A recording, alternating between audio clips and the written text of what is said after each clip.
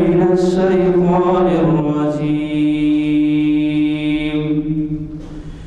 بسم الله الرحمن الرحيم. إن في خلق السماوات والأرض واختلاف الليل والنهار لآيات لأولي الألباب الذين يذكرون الله قياما وقعودا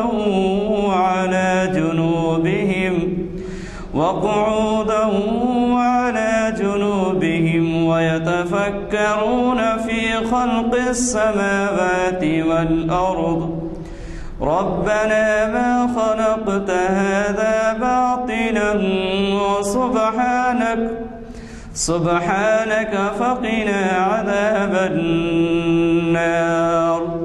ربنا إنك من تدخل النار فقد أخزيته وما للظالمين من أنصار. ربنا إننا سمعنا مناديا ينادي للإيمان أن آمنوا بربكم فآمنا. ربنا فاغفر لنا ذنوبنا وكفر عنا سيئاتنا وتوفنا مع الأبرار. ربنا وآتنا ما وعدتنا على رسلك ولا تخزنا يوم القيامة إنك لا تخلف الميعاد. صدق الله العظيم. على النبي يا أيها الذين آمنوا صلوا عليه وسلموا تسلیما. ایک نعتیہ نظم پیش کر رہا ہوں کہ تمہاری نعت کے قربان جان و دل لیکن تمہاری نعت کے قربان جان و دل لیکن تمہاری نعت کے قابل کہاں زبان و قلم. تمہاری نعت کے قربان جان و دل لیکن تمہاری نعت کے قابل کہاں زبان و قلم.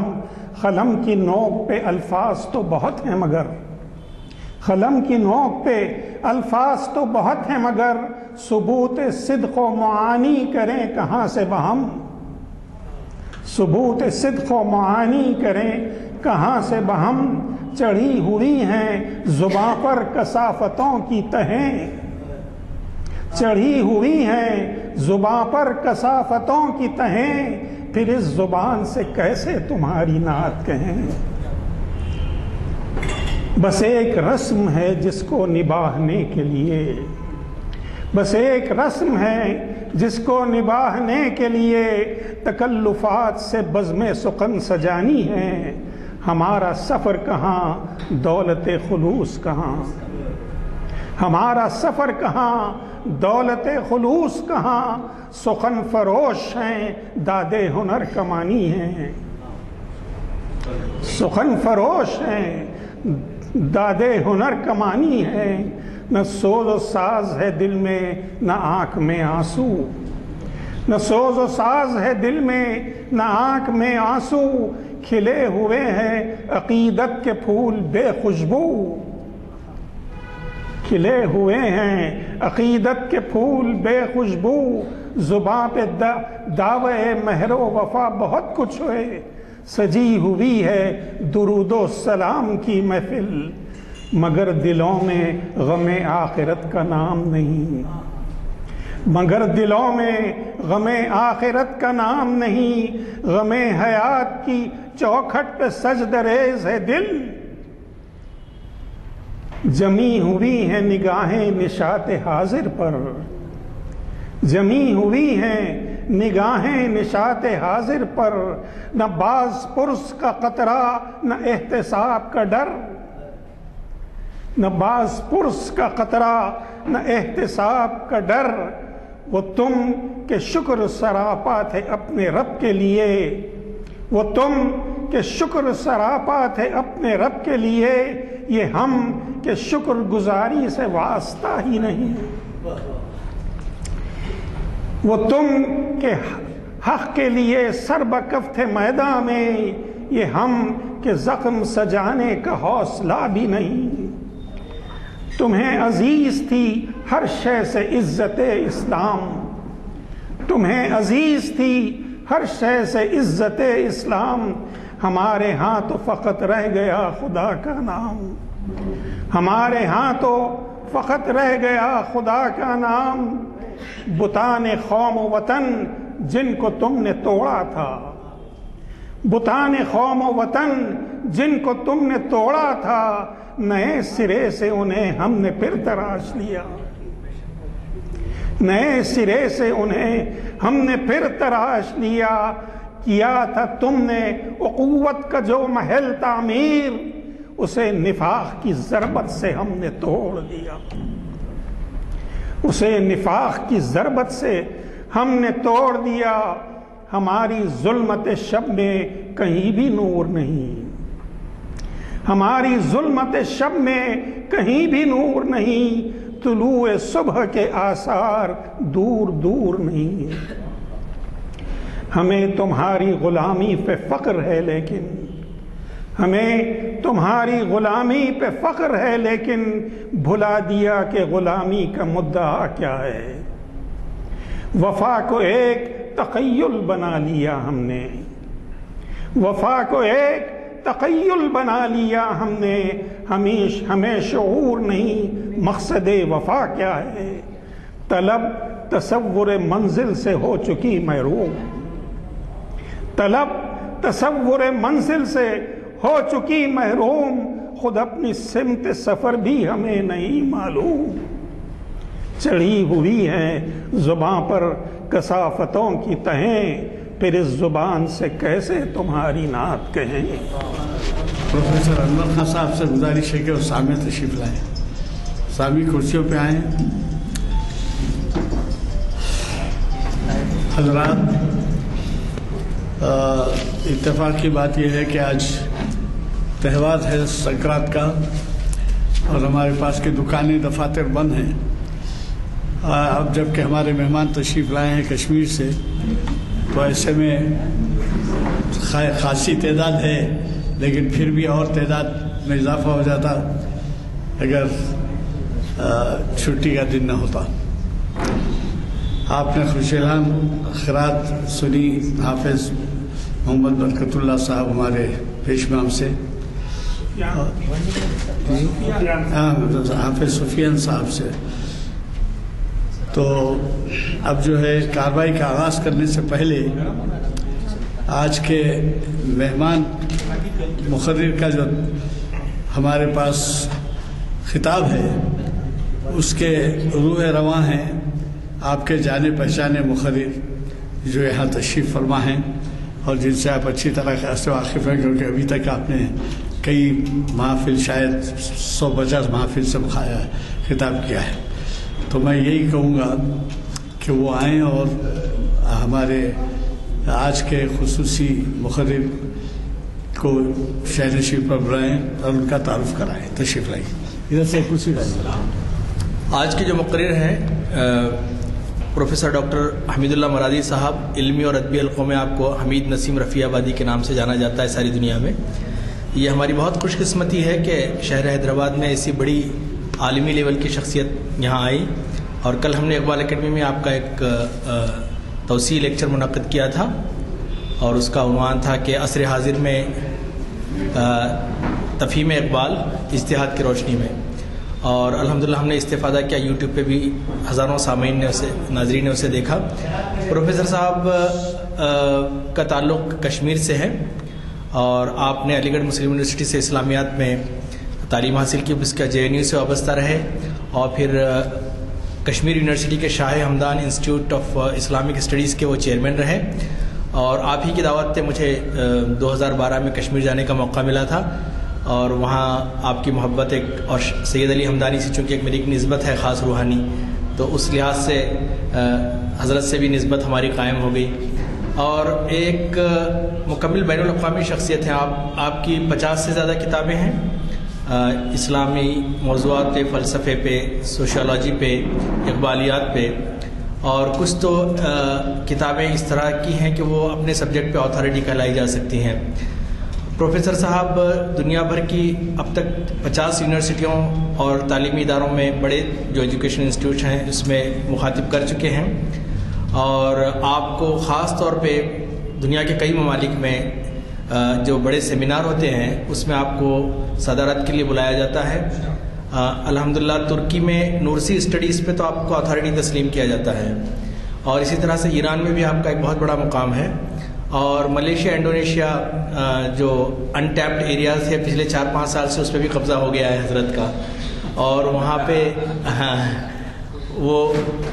پہ ابھی اس پروگرام کے فوراً بعد وہ جکارتا جا رہے ہیں، اور وہاں کی یونیورسٹیز میں آپ کو خاص طور پہ سال میں 2-3 مرتبہ لیکچرز کے لیے بلایا جاتا ہے۔ تو یہ آپ کا مختصر سا تعارف تھا۔ تو ہم شکر گزار ہیں ایڈوکیٹ ہمارے رہنما یزدانی صاحب کے کہ انہوں نے موقع دیا کہ وہ یہاں ان سے ہم استفادہ کر سکیں۔ جزاکم اللہ خیر۔ السلام علیکم ورحمۃ اللہ۔ آپ خود پیش کرو ارے آپ جو باہر بول رہے ہیں طاہر علی صاحب اپنی جانب سے پیش کرتے ہیں۔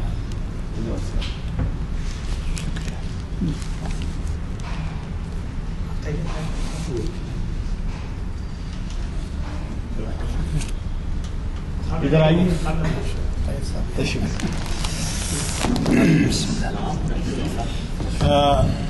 یہ بھی آپ کے نظر کی جا رہی ہے، یہ ذرا سن لیجیے سر۔ یہ ہمارے جو یہاں محافل ہوتے ہیں، آپ میں سے کئی حضرات پہلی دفعہ آئے ہوں گے، ان کے لیے عرض کر دیتا ہوں کہ جو سلسلہ پہلے لیکچر سے ہوا ہے ان کا نام، ان کی تاریخ لیکچر کی اور ان کا عنوان، جو لوگ سب سے پہلے خطیب ہمارے اقبال شناسی کے لیکچر سے، اور یہ 22-23 سال سے ہر ہفتہ ہوتا ہے۔ اسی طریقے سے شریعت انفارمیشن تاریخ اسلام کی دوسری نشست ہے، یہ پہلی تاریخ سے جو عنوان ہے تاریخ ہے اور لیکچر ہے اس کا، اور تیسرا جو ہے شریعت انفارمیشن۔ یہ تینوں کی فہرست مکمل آپ کی نظر کی جا رہی ہے،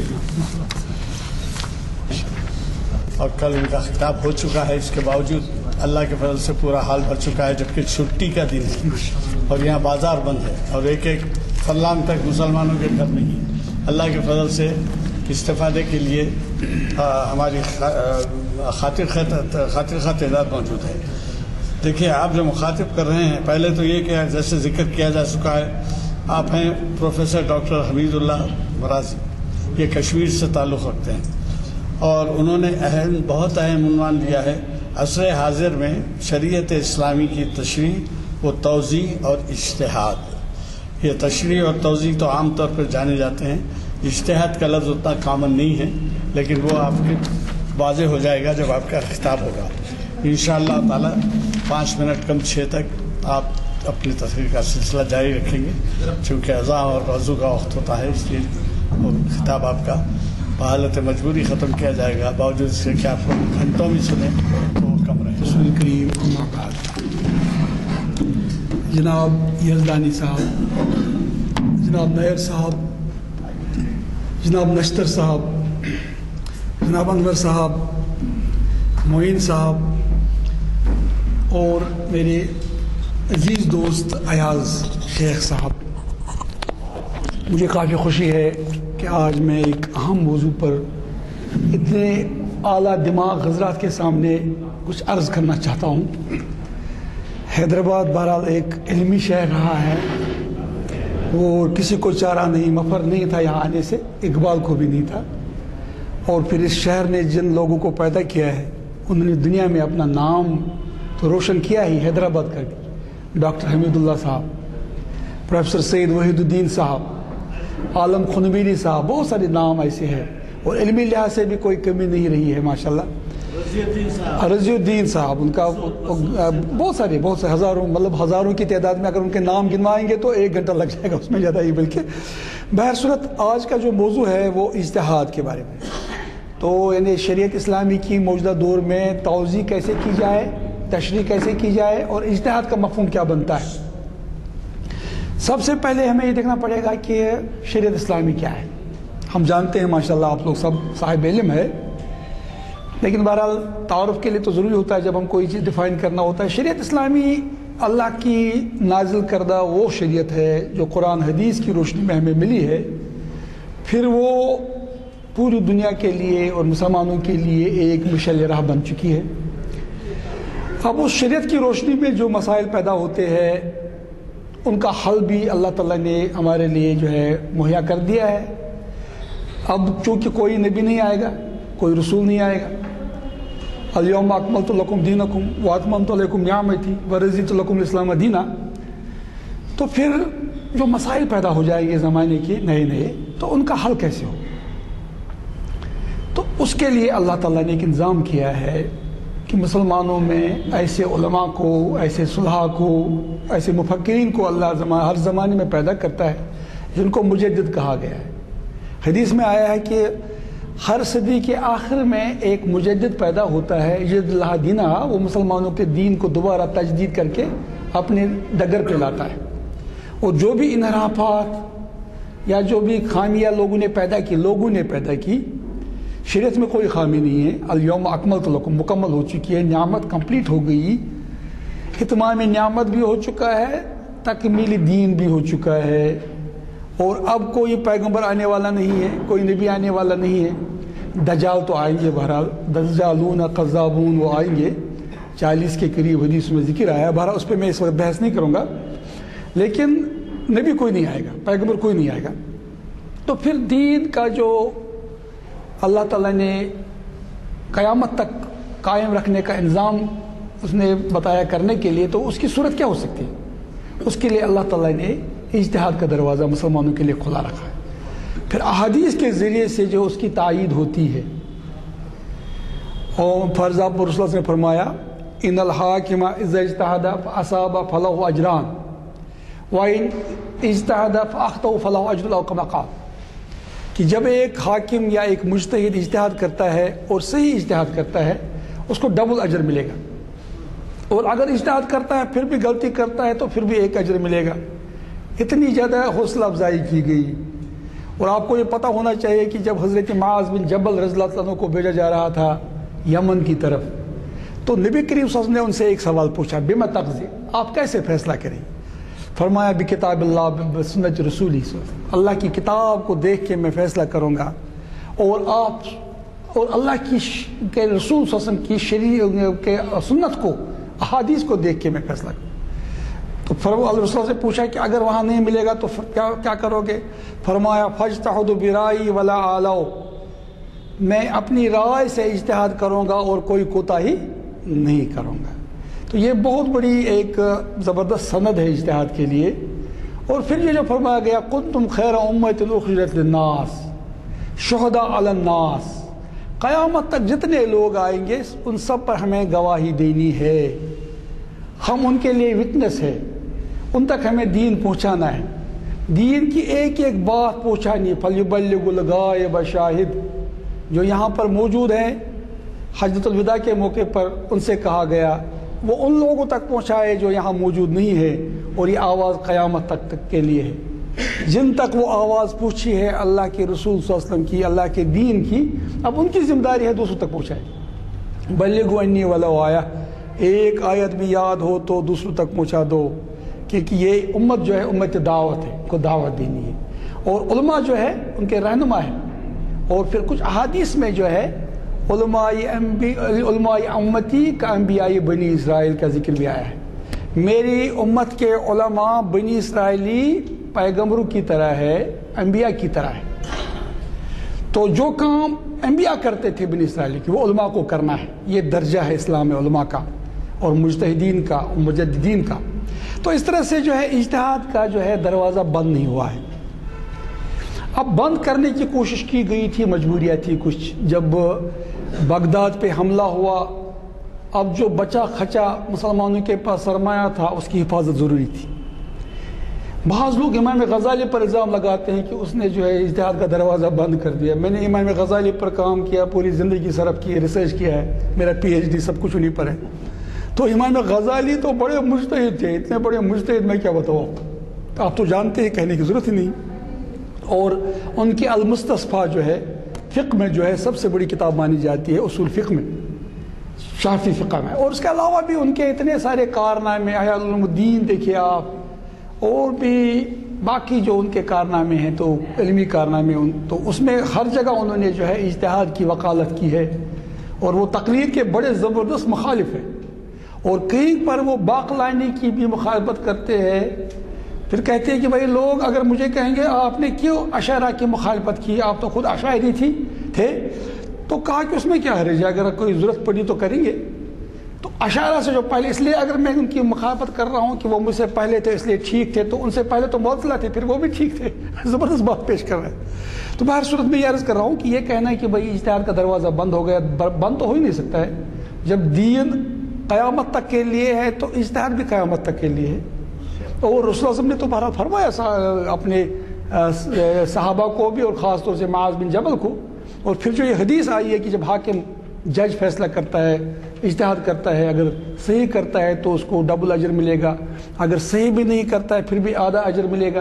اتنی حوصلہ افزائی اسلام نے کی، اجتہاد کی۔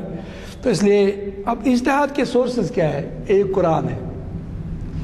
اب قرآن کے ساتھ جو معاملہ ہم مسلمانوں کا ہے، معاف کریں گے آپ، کہ جیسے علامہ اقبال نے فرمایا زمین کیا آسماں بھی تیری بے نوری پہ روتا ہے، کہ سطر قرآن کو چلے پا کر دیا تو نے۔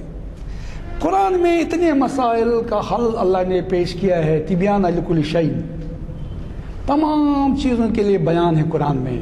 جب شاہ اللہ دہلوی کے پاس لوگ آئے تو پوچھا، حضرت آپ تو کہہ رہے ہیں کہ قرآن میں ہر چیز کا مسئلے کا حل ہے، اب تو ٹرین ایجاد ہو گئی، ٹرین کا ذکر قرآن میں ہے، خچر کا ذکر ہے، گھوڑے کا ذکر ہے، باقی جو وسائل، جو رسائل کے ذریعہ ہے ان کا ذکر تو ہے، ٹرین کا ذکر تو نہیں ہے۔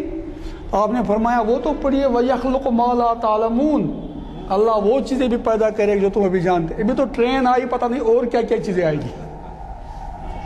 قرآن کی زبان ماشاءاللہ، دیکھیں وہ اللہ کا شکر ہے، میں نے مغربی فلسفہ لسانیات کا مطالعہ کیا ہے، جے میں کر رہا تھا، کہ زبان بڑی امپورٹنٹ ہے۔ قرآن کی زبان میں کیا بتاؤں آپ کو، اگر ہم سمجھیں گے قرآن کا ایک ایک لفظ اتنا میننگ سے بھرا ہوا ہے، اور اس کی اتنی جہتیں ہیں کہ ہر زمانے میں وہ اپنے جو مختلف شواہد پیش کرتا ہے۔ ایک آدمی جو ہے مورز بقال قرآن کی ایک آیت سے مسلمان بن گیا، خلق الانسان من علق، اللہ نے انسان کو الگ سے پیدا کیا، انسان کو الگ سے، اور الگ کیا ہے؟ لیسٹ لائک ایلیمنٹ، اور اس سے اس نے ایمبرولوجی کا پورا فلسفہ بیان کیا ہے کہ بھئی کس طرح سے ثابت ہم کر سکتے ہیں، اللہ کی بات ہو سکتی ہے۔ لفظ اتنا زبردست ہے کہ کسی زمانے کے معنی کو اپنے اندر سمیٹے ہوا ہے، کیونکہ اللہ کی زبان ہے۔ اور اسی طرح سے آپ دیکھیں وَأَعِدُّوا لَهُم مَا اسْتَطَعْتُم مِّن قُوَّةٍ، آپ قوت کے تمام سامان تیار کرو اپنے دشمنوں سے مقابلہ کرنے۔ اب وہاں پر یہ نہیں کہا گیا تلوار کرو، توپ کرو، بندوق کرو، نہیں، قوت، جس زمانے میں جو قوت ہے اس کے سامان تیار کرو۔ تو اس میں تو ہر چیز آئے گی قیامت تک کے لیے، کیونکہ قرآن کے الفاظ اتنے زیادہ جامع اور اتنے عام ہے، کبھی مطلق ہے، کبھی عام ہے، کبھی خاص ہے، وہ تو ہم جانتے ہیں، یہاں پر میں وہ بحث نہیں کروں گا، بڑی گہری بحث ہمارے علماء نے کی اس موضوع پر۔ لیکن قرآن کے ساتھ جو پہلا جو سورس آف اجتہاد ہے وہ قرآن پاک، اور قرآن کو بہرحال اجتہاد کے لیے استعمال کرنا ہے بڑی حد تک، اور اس کے لیے قرآن کی زبان، تدبر خاص طور سے، اور تدبر کے لیے قرآن کی زبان پر عبور بہت ضروری ہے۔ افلا یتدبرون القرآن ام علی قلوب اقفالها، کیا ان لوگوں نے قرآن کے الفاظ پہ تدبر نہیں کیا، یا ان کے دلوں پر تالے چڑھے ہوئے ہیں؟ یعنی اب دیکھیں تدبر کیا ہوتا ہے، دبر سے نکلا ہے، یہ بیک ہوتا ہے، الفاظ کے معنی کے تمام پہلوؤں پر غور و فکر کرنا، اور پھر اگر ہم قرآن پہ عمل کریں گے تو نتیجہ کیا نکلے گا، نہیں کریں گے تو کیا ہے، اس انجام پر بھی غور فکر کرنا، یہ تدبر ہے، دبر سے نکلا ہے، انجام پہ غور کرنا الفاظ کے. پھر تفقہ، فلولا نفر من کل فرقۃ طائفۃ لیتفقہوا فی الدین، تمام کے تمام مسلمان کیوں نکل گئے جنگ میں، ایک جماعت پیچھے کیوں نہیں رہی ہر گروہ میں سے، تاکہ وہ دین کا تفقہ حاصل کرتے. تفقہ کیا ہوتا ہے؟ میرے استاد محترم مولانا تقی امینی مرحوم رحمۃ اللہ علیہ وہ فرماتے تھے کہ فقیہ جو ہے وہ عام مفتی نہیں ہوتا ہے، فقیہ بہت گہری سمجھ والے کو کہتے ہیں فقیہ. اور امام غزالی فرماتے ہیں ایک زمانے میں فقہ جو ہے آخرت کے مسائل کے ساتھ ڈیل کرتا تھا، اور آج کے زمانے میں دنیائی مسائل کے ساتھ. فقہ جو ہے یہ دین کی طرف لے جاتا ہے انسان کو، آخرت کا ایک آدمی کو جو ہے یقین پیدا کرتا ہے انسان کے اندر فقہ. تو اسی لیے حضرت عبداللہ بن عباس کے لیے رسول اللہ صلی اللہ علیہ وسلم نے دعا کی تھی، اللہم علمہ التاویل و فقہ فی الدین، اے اللہ اس کو علم دے دو تعویل کا، قرآن کی تعویل کا، اور فقہ کا اس کو سکھاؤ علم. اللہ سے دعا کی تھی، ان کو بولو گے ایک لحاظ سے. اور پھر قرآن میں آیا وَمَن یُؤْتِ الْحِکْمَةَ فَقَدْ أُوتِیَ خَیْرًا کَثِیرًا. تو الفقیہ واحد اشد علی الشیطان من الف عابد، حدیث تھوڑا کمزور ہے لیکن بہرحال اس کے شواہد بہت سارے، کہ دین کا گہرا فقہ رکھنے والا آدمی 1000 بندوں پر باری ہے شیطان کے لیے. 1000 کو تو گمراہ کر سکتا ہے، ایک فقیہ کو نہیں کر سکتا ہے. لیکن علامہ اقبال روتے ہیں، وہ اکثر یہ کہتے ہیں کہ نکل جاتی ہے سچی بات جس کے منہ سے مستی میں، فقیہ ہے مسلک بی سے وہ رند بادہ خارج ہے. اب اگر کوئی فقیہ ہے مسلک بی ہو تو اس کو کیا کہیں آپ، لیکن اگر صحیح فقیہ ہو 1000 بندوں کو گمراہ کر سکتا ہے شیطان، فقیہ کو نہیں کر سکتا ہے. اور فقیہ ہی رہنمائی کرتا ہے قوموں کی. ہمارے ہاں فقیہ بہت کم ہے. حدیث میں ذکر آیا ہے کہ ایک زمانے میں بہت سارے قراء پیدا ہو جائیں گے، قرأت کرنے والے، لیکن فقہا بہت کم ہوں گے. آج کے زمانے میں قرآن پڑھنے والے بہت ہیں لیکن سمجھنے والے بہت کم ہیں. اگر ایک آدمی بھی قرآن کو سمجھتا ہے اس کی زندگی بدل جاتی ہے، اس کے گھر کی زندگی بدل جاتی ہے، اس کا ماحول بدل جاتا ہے. اس کے پاس ایک نور آتا ہے، یمشی فی الناس، لوگوں میں چلتا ہے نور لے کے. اور قرآن ہی کہتا ہے سورہ ملک، اور جس کے لیے اللہ نور کا انتظام نہ کرے تو اس کا کوئی نور نہیں، وہ اندھیرے میں بھٹکتا رہتا ہے. اور وہ لوگ جو قرآن کی روشنی سے محروم ہیں وہ اندھیرے میں بھٹکتے رہتے ہیں، چاہے وہ کتنے بڑے بڑے عہدوں پر فائز کیوں نہ ہوں، کتنی بہترین زندگی بسر کرتے ہو دنیا ہی، کیونکہ وہ اللہ کے ذکر سے غافل ہو گئے. اور ذکر کیا ہے؟ قرآن. اِنَّا نَحْنُ نَزَّلْنَا الذِّکْرَ وَإِنَّا لَهُ لَحَافِظُونَ. تو قرآن جو ہے پہلا سورس آف اجتہاد ہے، اس لیے قرآن پر نظر ہونی چاہیے اچھی خاصی. جو مجتہد ہوتا ہے پھر ہی تو تشریح کرے گا. اور قرآن کے بعد پھر حدیث دوسرا سورس آف جو ہے اجتہاد ہے. اور مجھے معذرت کے ساتھ عرض کروں آپ سے، میں فلسفے کا طالب علم رہا ہوں.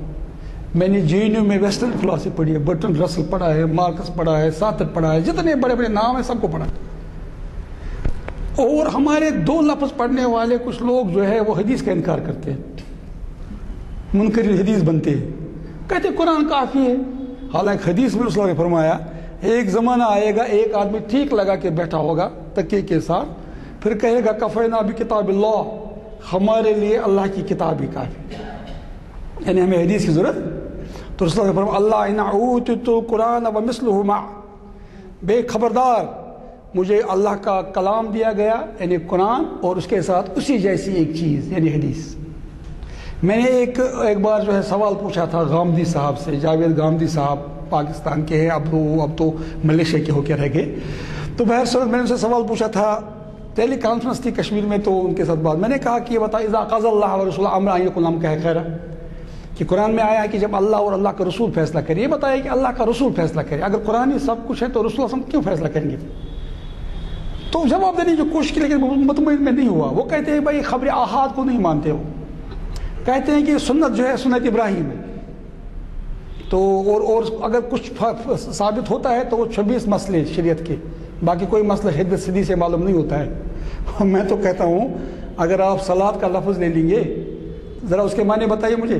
صلات کا مطلب دعا ہے، دعا کر لی ہو گئی نماز. لیکن رسول اللہ نے فرمایا صلو کما رأیتمونی اصلی، ایسے ہی نماز پڑھو جیسے مجھے نماز پڑھتے دیکھا. تو نماز کی پوری ترتیب، اوقات، رکعتیں، اور کیا پڑھنا ہے، کب جہری ہے کب سری ہے، اور کیا کیا نہیں نماز کے بارے میں. پھر حج کے بارے میں، حج کا مطلب ہوتا ہے ارادہ کرنا. آپ نے ارادہ کر لیا، حاجی بن گئے. لیکن رسول اللہ نے فرمایا خذوا عنی مناسککم، مجھ سے مناسک حج سیکھو. صوم کا مطلب ہوتا ہے رکنا، رک جاؤ. ہمارے ایک پروفیسر صاحب تھے، بہر اللہ رحم کرے ان پر، ابھی بھی زندہ ہے، ہدایت کرے. ہدایت تو رحم تو تب کرے گا جب ہدایت ہوگی، ورنہ رحم تو دنیا میں تو بہرحال رحمان ہے سب کے لیے، لیکن آخرت میں رحم نہیں ہوگا نا. رحیم تو وہ بہرحال مومنین کے لیے، وہاں دنیا میں تو رحمان سب کے لیے ہے. تو میں اللہ سے دعا کروں گا ہدایت کرے ان کو، تاکہ ان پہ رحم ہو جائے یہاں بھی اور وہاں بھی. تو وہ کہتے ہیں میرا بھی روزہ ہے، صبح کچھ کھاتا ہوں، شام کو کچھ کھاتا ہوں، دن میں کچھ نہیں کھاتا، میرا روزہ یہی ہے. میں نے کہا یہ روزہ تو قرآن میں کیا ہے نہیں، حدیث میں تو کہتے ہیں پتہ نہیں کہاں سے لائے ہوئے روزہ. تو صوم کا مطلب رکنا ہوتا ہے. اگر آپ قرآن کے یہ کہیں گے کہ بھائی سومو، آپ روزہ رکھو، آپ رک جاؤ، رک گئے. لیکن رسول اللہ نے ترتیب بتائی روزہ کیا ہوتا ہے، کیسے کرنا ہو، کس وقت کھانا ہے، کب چھوڑنا ہے، افطار کیا ہوتا ہے، سحری کیا ہوتی ہے، روزے کے احکام کیا ہے، نواقض روزہ کیا ہے. تو کوئی بات بتائیے مجھے جہاں رسول اللہ نے ہماری تربیت نہیں کی کیسے قرآن پر چلا جائے. لِتُبَيِّنَ لِلنَّاسِ مَا نُزِّلَ إِلَيْهِمْ، ایک ایک چیز کی وضاحت نبی کریم صلی اللہ علیہ وسلم نے فرمائی ہے. اور بقول انور شاہ کشمیری رحمۃ اللہ کے، میں آپ کو بتا سکتا ہوں حدیث کو دیکھ کے کہ یہ کس قرآن کی آیت کی تشریح ہے. اور میرے مولانا تقی امینی صاحب مرحوم میرے استاد تھے، وہ فرماتے تھے کہ جیسے سب لوگ کرتے ہیں قرآن کی تفسیر، ایسے نبی کریم صلی اللہ علیہ وسلم نے تفسیر کی وہ حدیث ہے. اس لیے یہ کہنا کہ بھائی حدیث جو ہے کوئی سورس نہیں ہے، قرآن ہی کافی ہے، یہ بھی ایک بہت بڑا فتنہ ہے. اس سے ہمیں بچنے کی کوشش کرنی چاہیے. اور اس وقت جو ہے اس فتنے کے لوگ شکار ہو رہے ہیں، اور وہ لوگ ہو رہے ہیں شکار جن نے تھوڑا سا فلسفہ پڑھا ہے، لیکن جن نے گہرا پڑھا ہے وہ سمجھتے ہیں کمزوری اس کول کی کیا ہے. جیسے فرانسس بیکن نے کہا تھا، little knowledge of science and philosophy may lead you to atheism, but when you go deep into it you reach to God. اور یہ little knowledge is a dangerous thing. تھوڑا سا نالج کیا ہو گیا تو بقول تقیمین صاحب کے 1.5 کا دماغ سے خدا کی بات سمجھنا چاہتے. اس کے لیے تو رسول صلی اللہ علیہ وسلم کی تشریح کے بغیر کوئی چارہ. اس لیے دوسرا سورس آف نالج جو ہے اور دوسرا سورس آف اجتہاد جو ہے وہ حدیث ہے نبی کریم صلی اللہ علیہ وسلم. اور اس کے لیے آدمی کو علم ہونا چاہیے. حدیث میں بھی ناسخ منسوخ ہے، عام خاص ہے. اب اس کا علم ہمارے علماء کے پاس رہا ہے. میں حیران ہوتا ہوں جب ہم نے اسلاف کو دیکھتے ہیں، کیا کتابیں لکھی انہوں نے اور کتنا کام کیا ان لوگوں نے. اور محدثین کا جو کام ہے، اللہ ان پہ رحم کرے، رحمت کی بارش کرے، ان نے دین کو بچایا. اور ایک زمانے میں علم کہتے تھے حدیث کے علم کو، اور کوئی دوسرا علم حدیث کے علاوہ علم تھا ہی نہیں. اور امام شافعی رحمۃ اللہ علیہ اس لیے کہا تھا حکمت کا مطلب ہے حدیث. حکمت کا، حالانکہ انور صاحب کشمیری نے فرمایا ہے کہ حکمت کے 32 سے زیادہ معنی ہیں قرآن میں. اور بعض لوگ نے کہا حکمت کا مطلب صرف قرآن ہے، جیسے حمید الدین فراہی صاحب. میں اس پہ بحث نہیں، میں کچھ اور بات کرنا چاہتا ہوں. حکمت جو ہے وہ بہرحال یعلمہ الکتاب والحکمہ. رسول اللہ صلی اللہ علیہ وسلم صحابہ کو، مسلمانوں کو کتاب ہی نہیں سکھاتے تھے، حکمت بھی سکھاتے تھے.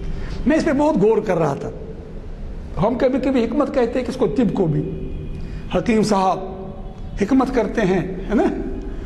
تو میں سوچ رہا اس کو کیوں کہتے ہیں حکمت. اور حکمت میں جو ہے دنیائی علوم بھی آتے ہیں. حکمہ ہم ان فلاسفرز کو کہتے ہیں کہ جو فلاسفر تھے، مثلا ابن سینا ہے، ابن رشد ہے، الفارابی. میں نے ان سب پہ کام کیا ہے، میں دعویٰ کے ساتھ بات کر سکتا ہوں، میری کتابیں ان پر ہیں. تو ان کو بھی حکمہ ہم کہتے ہیں. اور وہ سائنس کے عالم تھے، وہ دوسرے علوم کے عالم تھے. تو حکمت میں جو ہے ہر بات آتی ہے ایک لحاظ سے اگر آپ دیکھیں گے. اور نبی کریم صلی اللہ علیہ وسلم نے ہر بات سکھائی، طب بھی سکھائی. طب نبوی دیکھے ہوگا آپ نے. ہم نے برابر 2 سال تک جو ہے رمضان کے زمانے میں طب نبوی پر پروگرام دیے ریڈیو کشمیر پر. میں حدیث کے لحاظ سے بتاتا تھا طب کے بارے میں رسول اللہ صلی اللہ علیہ وسلم نے کیا فرمایا، کس چیز میں کیا تاثیر ہے، کھانے میں، پینے میں، یہ جو ہے پھل میں، غذا میں.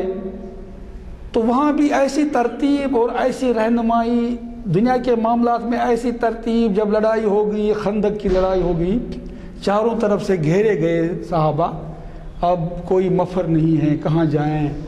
تو رسول اللہ صلی اللہ علیہ وسلم نے پوچھا حضرت سلمان فارسی سے ایسے حالات میں آپ کیا کرتے ہیں؟ تو آپ نے فرمایا کہ ہم خندق کھودتے ہیں. تو رسول اللہ صلی اللہ علیہ وسلم نے خندق کھودی اور خود جو ہے سب سے پہلے پتھر وہ خندق کھودنے میں کدال کا استعمال کیا. اب یہ بھی حکمت ہی ہے، حالانکہ بظاہر اس کا قرآن میں کہیں ذکر نہیں ہے کہ خندق کھودو. ایسے ہی جب ایک بار یہودی آئے تو کسی یہودی نے کوئی گناہ کیا تھا، اور اس زمانے میں نبی کریم صلی اللہ علیہ وسلم کو میثاق مدینہ کے تحت مدینہ کا حاکم مانا گیا تھا، اور یہود اور مسلمان دونوں آپ صلی اللہ علیہ وسلم کو حاکم مانتے تھے، حکمران مانتے تھے. تو اب یہودی کے بارے میں فیصلہ کرنا تھا اس کو کیا سزا دی جائے. اس نے گناہ کبیرہ کیا تھا. تو رسول اللہ نے ان سے پوچھا یہودیوں سے اس کی سزا کیا ہے. انہوں نے کہا اس کو جو ہے گھوڑے یا گدھے پہ سوار کر کے شہر میں رسوا کیا جائے، پھرایا جائے، رسوا کیا جائے. اس وقت عبداللہ بن سلام رضی اللہ عنہ نے فرمایا یا رسول اللہ صلی اللہ علیہ وسلم اس کی سزا تورات میں رجم، پتھر مار مار کے اس کو مارنا ہے. تو پھر رسول اللہ نے فرمایا مسلمانوں میں سے کوئی آدمی نکلے جو سریانی زبان سیکھے، جو عبرانی زبان سیکھے، کیونکہ ہمارے معاملات پیش آتے ہیں کن کے ساتھ؟ یہودیوں کے ساتھ.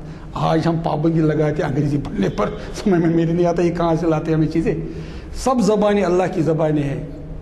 علامہ البیان، اللہ نے بیان، اور فی اختلاف السنتکم والوانکم لآیہ، یعنی تمہاری زبانوں میں اور تمہارے رنگ میں اللہ کی نشانی ہے. اللہ کی سکھائی ہوئی ہے سب زبانیں، لیکن عربی تو عربی ہے، اس میں کوئی شک نہیں ہے، لیکن کسی زبان کو برا بھلا نہیں کہہ سکتے. اسلام نے جو ہے رسول اللہ صلی اللہ علیہ وسلم نے یہ بھی حکم دیا کہ آپ عربی زبان یہ جو ہے ہیبریو زبان سیکھو. اور پھر باقاعدہ زید بن ثابت نے ہیبریو زبان سیکھی. تو حکمت میں کیا نہیں آتا ہے. تو اس لیے میں عرض یہ کر رہا تھا کہ یہ حدیث جو ہے یہ دوسرا سورس آف اجتہاد، اور میں تو کہتا ہوں حدیث تو ہر چیز کا سورس ہے، تفسیر کا بھی سورس. دیکھو میں نے عرض کیا کہ میں فلسفے کا طالب علم. عام طور پر فلسفہ اور حدیث کے درمیان وہ محدثین اور فلاسفہ کے درمیان بڑی اختلاف ہوتا ہے. اسی لیے ہمارے ابن صلاح بڑے مطلب محدث تھے، ان کا جو ہے بہت زبردست مقدمہ ابن صلاح مشہور مانا جاتا ہے. اس میں انہوں نے کہا من تفلسفہ تزندق، جس نے فلسفہ پڑھا وہ زندیق ہو گیا. من تمنطق تزندق، جس نے منطق پڑھی وہ زندیق ہو گیا. یہ ایک محدث کہہ رہے ہیں. تو اس لیے محدثین اور فلاسفہ کے درمیان زبردست اختلاف ہوتا ہے. تو فلاسفر آدمی کو حدیث کے بارے میں تو ادھر ادھر کی بات ہے، بلکہ مجھے پتہ ہے کہ یہ کتنا بڑا فتنہ ہے.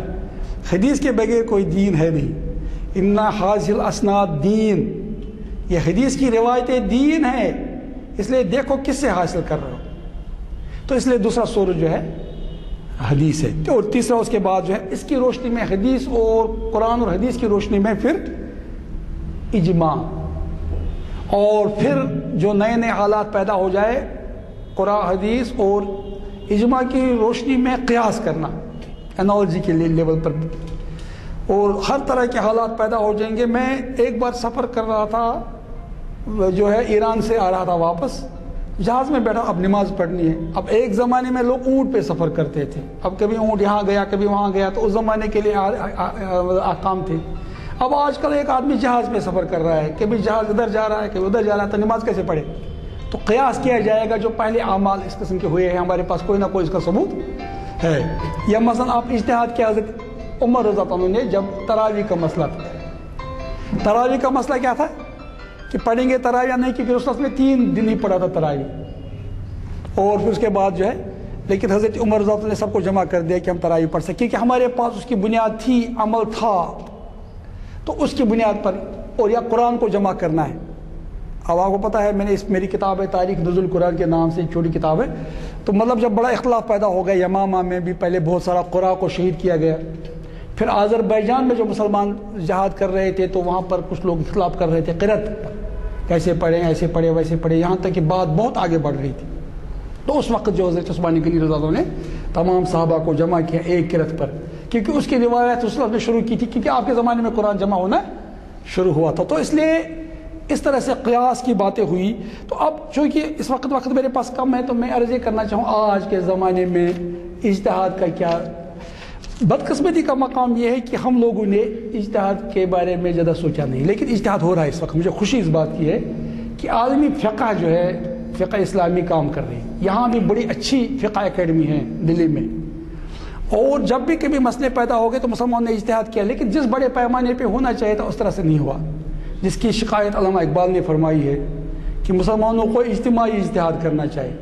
اور اس سے پہلے ابن محمد عبدہ نے بھی یہ بات کہی تھی کہ مسلمانوں کو لیجسلیشن کے ذریعے سے, لیجسلیٹو اسمبلی کے ذریعے سے اجتہاد کرنا چاہیے. ان کے علماء اور ان کے حکمران وغیرہ سب مل جل کے اجتہاد کریں. اجتماعی اجتہاد, انفرادی اجتہاد نہیں ہو سکتا ہے. اور پھر اجتہاد کے بارے میں سب سے بہترین کام اگر آپ دیکھیں گے تو ہمارے شاہ اللہ دہلوی رحمۃ اللہ علیہ نے کیا ہے. عقد الجید کے نام سے جو کتاب انہوں نے لکھی ہے, اس میں انہوں نے اجتہاد کی قسمیں بتائی ہے. مثلا مجتہد مطلق ہے, مجتہد منتسب ہے, مجتہد فی المذہب. تو اس طرح سے وضاحت کے ساتھ ہر چیز کو واضح کیا. پھر جو بڑی بات وہ کہتے ہیں, ابن حزم کو کوٹ کرتے ہیں شاہ اللہ دہلوی رحمۃ اللہ. ابن حزم نے کہا کہ تقلید حرام ہے. بڑی خطرناک بات ہے. تو انہوں نے کہا تقلید حرام ہے, اور پھر جو ہے ہمیں قرآن حدیث کی روشنی میں ہر آدمی کو دیکھنا پڑے گا کہ اللہ نے کیا فرمایا, حدیث میں کیا ہے, قرآن میں کیا ہے. اور پھر انہوں نے اجماع کی بات بھی کی, باقی چیزوں کی بھی, لیکن کہا کہ تقلید آدمی کو نہیں کرنی چاہیے جب تک اس کو جو ہے, جب تک وہ خود تلاش نہ کرے قرآن حدیث میں کیا ہے. تو پھر انہوں نے بڑے سے قول اقوال کوٹ کیے. مثلا ابو حنیفہ رحمۃ اللہ کا, انہوں نے فرمایا کہ اذا صح الحدیث فہو مذہبی, جب حدیث صحیح ثابت ہو جائے وہی میرا مذہب ہے. اگر کہ حضرت ابو حنیفہ رحمۃ اللہ سے لوگوں نے پوچھا کہ اگر کوئی بات آپ کی ہمارے پاس آ گئی اور اس کے مقابلے میں قرآن کی کوئی آیت ہمیں پتہ لگ گئی, حالانکہ یہ تو کوئی تصور بھی نہیں کر سکتا کہ ابو حنیفہ رحمۃ اللہ کو قرآن کی آیت پر نظر نہ ہو, تو یہ کیسے ہو سکتا ہے, کوئی آیت چھوٹی ہو ان کی نظر سے. لیکن بفرض محال لوگوں نے پوچھا, سوال پوچھتے تھے. تو اگر قرآن کی آیت کوئی ملے آپ کے قول کے خلاف تو کہا بھائی اس کو چھوڑو, قرآن کو پکڑو. اگر حدیث آئے فرمایا کہ حدیث کو پکڑو اور میری بات کو چھوڑو. یہاں تک یہ فرمایا فطرتو علی حاضل حائط, وہ میری بات کو پھینک دو دیوار پر قرآن کے مقابلے. اور یہی بات جو امام شافعی نے فرمایا اذا صح الحدیث فہو مذہبی, جب حدیث صحیح ثابت ہو جائے تو وہی میرا مذہب ہے, وہی میرا طریقہ ہے. میں تو خود حدیث کا پابند ہوں, میں حدیث کے خلاف کیسے کروں. لیکن چونکہ بہت سارے صحابہ دنیا میں مختلف جگہوں پر گئے تھے, سب حدیثیں سب کے سامنے نہیں تھی. اس وقت حدیثوں کے مجموعے ہمارے سامنے نہیں تھے, سیاستہ جو ہے ابھی مرتب نہیں ہوئے تھے جب یہ لوگ نے اجتہاد کیا. لیکن انہوں نے دروازہ کھلا رکھا, اگر آپ کو حدیث ملے تو حدیث پہ عمل کرو. اب مسئلہ یہ پیدا ہوتا ہے, مثلا ایک مسئلہ پیدا ہو گیا کہ مفقود الخبر, ایک آدمی کھو گیا, اس کی بیوی کب تک انتظار کرے گی؟ 4 سال ہو گئے, 5 سال ہو گئے, 10 سال ہو گئے, پتہ نہیں لگ رہا ہے کہاں گیا یہ, اور اس کی کوئی اطلاع نہیں مل رہی ہمیں. تو فقہ حنفی کے لحاظ سے یہ تھا پہلے کہ 120 سال تک انتظار کرے, پھر اس کے بعد 90 سال. بعد میں فقہ مالکی کا فتویٰ انہوں نے قبول کیا کہ 4 سال عدت اور 10 دن. تو معلوم یہ ہوا کہ ہمارے علماء نے اجازت دی تھی کہ کبھی کبھی اگر ایسے کچھ مسئلے پیدا ہو جائے آپ ایک دوسرے سے استفادہ کر سکتے ہیں. ایک دوسرے آج کے زمانے میں بہت سارے مسئلے پیدا ہو گئے. مثلا طلاق کا مسئلہ پیدا ہوا, ابھی کتنا بڑا مسئلہ پیدا ہو گیا. میرے پاس ٹی وی والے آئے, ریڈیو والے آئے, مجھ سے پوچھا اخبار والے آئے. میں نے کہا بھائی یہ ہمارا اپنا مسئلہ ہے, اس میں کسی کو مداخلت کرنے کی ضرورت کہ بھائی پرسنل لا جو ہے یہ پرسنل لا ہوتا ہے, یہ کوئی آفیشل لا نہیں ہے, کوئی گورنمنٹ کا لا نہیں ہے. تو پرسنل لا میں بھی اگر آزادی ختم کی جائے گی پھر آزادی کہاں رہے گی انسان, پھر تو سب ختم ہو جائے گا. تو پھر سیکولرزم کا تصور بھی ختم ہو جائے گا, اس سے برباد ہو جائے گا. کہ تصور سیکولرزم کا کیا ہے, naan interference in the affairs of religion. تو یہ تو ڈائریکٹ انٹرفیرنس ہو رہا ہے اس طرح سے. دوسری بات میں نے یہ کہی, یہ تو علماء کو سوچنا ہے اور علماء کو بیٹھ کے سوچنا ہے, دوسروں پر اپنی بات نہیں ڈالنی ہے. کیا اسلام میں حل نہیں ہے چیزوں کا, ہم دوسروں سے پوچھیں. اسلام میں حل ہے الحمدللہ. اگر ایک فقہ میں کوئی چیز حالات کی دیکھیں, حالات اور زمانے کا اثر بہت زیادہ رہا ہے فقہ پر بھی. چونکہ ابو حنیفہ رحمۃ اللہ جو ہے کوفہ وغیرہ اور جو بغداد کا معاملہ تھا, اور اس کے برعکس اگر آپ دیکھیں گے مدینہ میں حضرت امام مالک تھے, وہاں کے حالات بھی تھے. اور اس کے برعکس اگر آپ دیکھیں گے پھر امام شافعی کا, ان کا بھی حالات تھوڑا الگ قسم کے تھے. پھر امام احمد بن حنبل رحمۃ اللہ کے حالات ڈفرینٹ تھے. تو اس لیے حالات اور زمانے کی رعایت بھی ہے. جیسے ہمارے تقی امین صاحب کی کتاب ہیں, یعنی شریعت اسلامی میں زمان و حالات کی رعایت, فقہ اسلامی میں زمان و حالات کی رعایت, زمانوں اور حالات کی رعایت بھی ہوتی ہے. ایک عجیب سا معاملہ ہے، مثلاً مسلمان اگر کہیں پر اقلیت میں ہو تو کیسے رہے، کیونکہ مسلمان تو کبھی اقلیت میں تھے ہی نہیں، پہلے حکومت ہی کرتے تھے ہمیشہ. یہاں آپ کے حیدرآباد پہ کتنی حکومت تھی، کتنے سالوں، کتنے ہزار سینکڑوں سال مسلمانوں کی حکومت تھی. ہندوستان پر کتنے سالوں، کتنے سینکڑوں سالوں مسلمانوں کی حکومت تھی. عرب پر کتنے. لیکن آج وہ زمانہ آ گیا جب کہ مسلمان بہت سارے مقامات پر اقلیت میں چلے گئے، ان کی حکومت نہیں ہے. تو ان حالات میں کیا کریں؟ اس کے لیے شریعت میں کوئی تو ہونا. تو یہ پہلا فقہ تھا، وہ فقہ حنفی ہے. ایسے مسائل پر بحث کی گئی. مثلا دار المعاہدہ، یعنی ایک ایسا جس میں ایگریمنٹ کیا گیا ہے کہ کچھ حقوق آپ کے ہیں، جیسے ہم شریک ہیں حکومت میں، ہم جو فریق نہیں ہیں، شریک ہے. یا ایسے دار الامن، دار الحرب. اور آج کے زمانے میں ابن عاشورہ نے جو بات کہی، وہ کہا کہ جو مغربی ممالک ہے وہ بعض اوقات مسلمان ممالک سے زیادہ پرامن ہے، اس لیے ان کو ہم دار الحرب کیسے کہہ سکتے ہیں. تو اسی طرح سے آپ دیکھیں کہ خواتین کے مسائل ہیں، ان پہ بات کرنے کی ضرورت ہے. بدقسمتی کا مقام ہے جو عورتوں کو اللہ نے حقوق دیے تھے، نبی کریم صلی اللہ علیہ وسلم حقوق دیے تھے، ہم نے سب ہڑپ کر لیے. اور میں اکثر یہ کہتا ہوں، اللہ نے، اسلام نے عورتوں کو بڑے حقوق دیے تھے، مسلمانوں نے سب ہڑپ کر لیے، اور اس لیے بیچاری عورتیں پریشان. اور میں یہ بھی کہتا ہوں، اور میں پڑھاتا ہوں وومن اور اسلام اور ریلیجنز آف دی ورلڈ، میں کمپلیٹ اسٹڈی کرتا ہوں. اور میں کہتا ہوں اگر تمام دنیا کی عورتوں کو پتہ لگے عورت کو اسلام نے کیا دیا ہے، تو ایک عورت بھی غیر مسلم نہیں رہے گی. میں دعویٰ کے ساتھ بات کرتا ہوں، اتنے حقوق دیے گئے خدا کی قسم. لیکن اگر اس کا عشیر بھی مسلمان ادا کرتے، وراثت میں کسی کو حصہ نہیں ملتا ہے، مہر کوئی ادا نہیں کرتا، معجل کے چکر میں طلاق ایسے دیتے ہیں جو طلاق کی بدعت ہوتا اکثر. اگر میں وہی مانوں کہ بھائی کسی ایک فقہ کی بات بھی کروں، تو پھر عورت کو، اور عورت کے بارے میں تو اتنا تعلیم تو دیتے ہی نہیں ان کو، کہتے بھائی یہ تو کام کرنے کے لیے، اور ان کا کوئی مشورہ قبول نہیں کرتے اکثر بیشتر ہمارے سماج میں جو. اور بقول زینت کوثر صاحبہ وہ کہتے 3 طرح کے رویے ہمیں عورتوں کے بارے میں. ایک یہ ہے کہ ہم اس کو ٹریڈیشنل انداز سے دیکھتے ہیں، ایک جو ہے ماڈرنسٹ انداز ہے، تیسرا جو اسلامی انداز ہی صحیح ہے. ایک زمانے میں عورتیں جو ہے میدان جنگ میں بھی جاتی تھی بیماروں کا اور تیمارداری کرنے کے لیے زخمیوں کی، اونٹ پہ بھی سوار ہوتی تھی. خیر النساء قریش یرکبن الابل، رسول اللہ نے فرمایا کہ سب سے بہترین عورتیں قریش کی عورتیں ہیں، کیونکہ وہ اونٹ پہ سوار ہوتی. آج کل ہم ان کو گاڑی نہیں چلانے دیتے ہیں. قصور کس کا ہے؟ اسلام کا ہے. اور پھر اسی طرح سے ماحولیات کا مسئلہ ہے، مہاجرین کا مسئلہ ہے، اور اسی طرح سے بہت سے، یا زکوٰۃ کا. میں اس پہ ختم کروں گا کیونکہ نماز کا ٹائم ہو رہا ہے، وقت ایسے تیزی کے ساتھ گزرتا ہے کہ اگر ہم اجتہاد نہیں کریں گے اس پہ بھی تو پتہ نہیں کیا کیا ہو جائے گا. تو میں یہ عرض کر رہا ہوں کہ مطلب ابھی جو ہے بڑا مسئلہ ہے زکوٰۃ کا.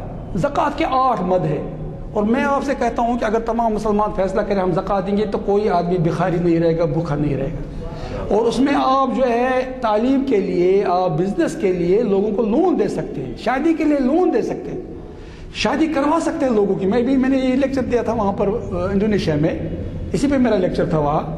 تو میں نے ان سے کہا کہ زکوٰۃ کے 8 مد میں ہر چیز آ جاتی ہے. تو یہاں پر ہم دیکھ رہے ہیں کہ لوگ عمرہ کرتے ہیں بار بار. یہ تو فرض نہیں ہے عمرہ، تو بھائی ایک بار کیا ٹھیک ہے، تو لیکن یہ تو فرض ہے کہ ارایت الذی یکذب بالدین، اس آدمی نے دین کا انکار کر دیا. الذی یدع الیتیم، جس نے یتیم کو دھکا دیا، تو اس کو تو کہا گیا کہ دین کو جو جٹلانے والا ہے. عمرہ نہ کرنے والے کو نہیں کہا گیا جٹلانے والا. تو ہم خیال نہیں رکھتے اپنے یتیموں کا، مسکینوں کا. اجتہاد کرنے کی ضرورت ہے تاکہ ہم اس کا ایکسٹینڈ کریں، تاکہ ہماری مسجدیں جو ہے کمیونٹی سینٹر بن جائے اور وہاں سے غریبوں کی مدد ہو، ہر جگہ بیت المال ہو، اور ہم غیروں کی بھی مدد کریں. اسلام تو پھیلتا ہے خرچ کرنے سے، مال علی حبہ، اور یتامہ پر، مساکین پر، اور مؤلفۃ القلوب پر، پھر رکاب پر، غارمین پر. اور اس میں کوئی ضروری نہیں کہ سب مسلمان ہی آتے ہیں، غیر مسلم بھی آتے ہیں. وہ میں نے کہا ہے، اس میں میرا طویل آرٹیکل ہے، کہ بھی موقع ملے گا تو میں آپ کو دکھاؤں گا. تو اس طرح سے جو ہے ان نئے مسائل پر ہمیں اسلام کی روشنی میں، تعلیمات کی روشنی میں، قرآن اور حدیث کی روشنی میں، اور اجماع کی روشنی میں، اور اربع کے فقہ کی روشنی میں ہمیں نئے مسائل کا حل ڈھونڈنے کی کوشش کرنی چاہیے، اور استفادہ کرنا چاہیے، اخذ کرنا چاہیے، اور علماء کے پاس جانا چاہیے، اور پھر دانشوروں اور اسکالرس اور قانونی ماہرین کا سہارا بھی لینا چاہیے. اس پہ میں ختم کرتا ہوں بات. جیسے مولانا شوقانی نے فرمایا ہے، انہوں نے کہا کہ آج لوگوں نے فقہ کو ایسے بنا دیا جیسے مذاہب ہے. اللہ بچائے. حالانکہ فقہ جو ہے سہولت کے لیے تھا، یہ مشکلات پیدا کرنے کے لیے نہیں تھا. تو اللہ ہمارے اوپر رحم کرے. ہم نے جو ہے فقہ کو اتنا مشکل بنا دیا ہے کہ حنفی شافعی کی بات نہیں سنتا ہے, شافعی مالکی کی بات نہیں سنتا, مالکی حنبلی کی بات نہیں سنتا ہے, اور نتیجہ یہ نکلتا ہے جیسے وہ الگ الگ مذاہب کے, جبکہ یہ ایک ہی سہولت پیدا کرنے کے لیے اللہ نے. اور اس پہ میں اسی پہ ڈاکٹر حمید اللہ کی بات پہ ختم کرتا ہوں. انہوں نے کہا اللہ کو اتنی پسند تھی رسول اللہ صلی اللہ علیہ وسلم کی ہر ادا کو زندہ رہنے دیا مختلف شکلوں میں, فقوں کی صورت میں, کوئی ہاتھ چھوڑ کے, کوئی ہاتھ باندھ کے, یہ سب ادائیں رسول اللہ صلی اللہ علیہ وسلم کی تھی. اللہ کو اتنی پسند تھی ادائیں سب کو برقرار رکھا مختلف فقوں کی صورت میں. اس لیے یہ ایک ہمارے لیے تنوع جو تھا یہ ہمارے لیے رحمت تھا, لیکن اس کو ہم نے جو ہے صحیح فائدہ اس کا. تو اس لیے آج کے زمانے میں اجتہاد کا دروازہ علماء نے کھولا ہے, چاہے وہ اجتہاد فی مذہبی کیوں نہ ہو, اجتہاد جو ہے مقید ہی کیوں نہ ہو, تو اس پہ کر رہے ہیں وہ کام, اور یہ انہی کا کام ہے, علماء کا کام ہے. ہر آدمی اجتہاد نہیں کر سکتا ہے, اور اجتہاد کے زمانے میں کبھی کبھی تقلیدی زیادہ بہتر ہوتی ہے بقول اقبال کے, لیکن جہاں ضرورت پڑتی ہے اجتہاد کی وہاں مسلمانوں کو اجتہاد کرنا ہے. اور بقول علامہ اقبال یہی مسلمانوں کے جو ہے دین میں حرکت کا اصول ہے اجتہاد. اس سے ان کی زندگی برقرار رہتی ہے دین کی, کس کے بغیر کوئی چارہ نہیں ہے. تو بہرحال اللہ ہمارے اوپر رحم کرے اور ہمیں جو ہے دین کی صحیح سمجھ عطا کرے, اور ہمارے لیے جو ہے دین کو آسان بنائے, جیسے اللہ اور اللہ کے رسول صاحب نے ہمارے لیے آسان. الدین یسر, دین آسان تھا. تبشروا ولا تعسروا, دین کو آسان بناؤ مشکل مت بناؤ. فقہ ہمارے دین کو ہمارے لیے آسان بنانے کے لیے آیا ہے, کیونکہ یہ اللہ کی بہت بڑی رحمت ہے, اور اس کو ہمیں جو ہے اچھی طرح سے استعمال کرنا چاہیے, اور اپنے مسائل کا حل قرآن حدیث اور فقہ اور اجماع اور قیاس اور جتنے استحسان اور مسائل مرسلہ کی روشنی میں جتنے فقہاء کرام نے جو نئے نئے اصطلاحیں قائم کی ہیں ان کی روشنی میں حل کرنے کی کوشش کرنی چاہیے. وآخر دعوانا ان الحمدللہ رب العالمین. کہ میں فاضل مقرر صاحب کا شکریہ ادا کروں, اللہ تعالیٰ انہیں جزائے خیر دے. انہوں نے بہت سے ایسے پہلوؤں پہ روشنی ڈالی, اور انشاءاللہ اگلی بار جب آپ آئیں گے ڈاکٹر صاحب تو آپ کا ایک توسیع لیکچر دیں گے صاحب انشاءاللہ اس موضوع پہ, تاکہ ہم سیر حاصل آپ کو سن سکیں 2-2.5 گھنٹے انشاءاللہ, کیونکہ ابھی ہماری تشنگی باقی ہے. میں تمام حاضرین کا بھی شکریہ ادا کرتا ہوں, اور آپ میں سے کچھ تو ڈسٹرکٹ سے بھی تشریف لائے ہیں, میں ان کا بھی شکریہ ادا کرتا ہوں, اور انٹرنیٹ سے دیکھنے والے سامعین اور سننے والے سامعین و ناظرین کا بھی شکریہ ادا کرتا ہوں. اور مجھے کہا گیا کہ میں اعلان کروں کہ اگلے 4 شنبے کو اقبال شناسی کی جو محفل ہے وہ پروفیسر مجید بیدار صاحب کا لیکچر ہوگا. یہ اقبال کے افکار میں مشرقی انداز. تو آپ سب سے گزارش ہے کہ ان محافل میں بھی تشریف لاتے رہیے, اور یوٹیوب پہ محافل کے تمام ویڈیوز موجود ہیں. اگر آپ یوٹیوب پہ جا کے محفل عالیہ سرچ کریں گے تو آپ کو ساری ویڈیوز وہاں نظر آ جائیں گی. پھر ایک مرتبہ میں آپ تمام کا شکریہ ادا کرتے ہوئے, فاضل مقرر کا شکریہ ادا کرتے ہوئے نشست کی برخاستی کا اعلان کرتا ہوں. السلام علیکم.